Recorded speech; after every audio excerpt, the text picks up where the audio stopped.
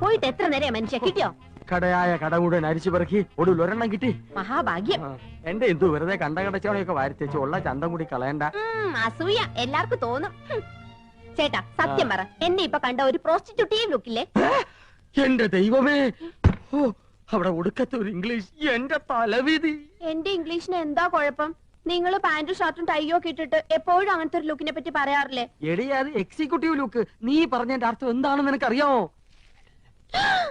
ആ ദേ ഒരു അപേക്ഷയുണ്ട്, നീ യമുന റാണിയുടെ മുമ്പിൽ ഇംഗ്ലീഷ് പറയരുത്. പറയുമോ? അത് പിന്നെ ശീലായി പോയി, എന്നാലും പറയൂല. എവിടെ അത്? ഇതാ. അയ്യോ, ഇത് നീളം വളരെ കുറഞ്ഞു പോയി. എന്നെ കൊണ്ടൊന്നും പറയിക്കണ്ട. നീ ആര്? നീലി ഭൃങ്കാതിയുടെ മോഡല. ഇങ്ങോട്ട് തിരിഞ്ഞു കടി. ചൂടാകണ്ട. നിങ്ങളുടെ കമ്പനിയുടെ തൈലം തേച്ച എന്റെ മുടി മുഴുവൻ കൊഴിഞ്ഞു പോയത്. ഹെറോയിൻ.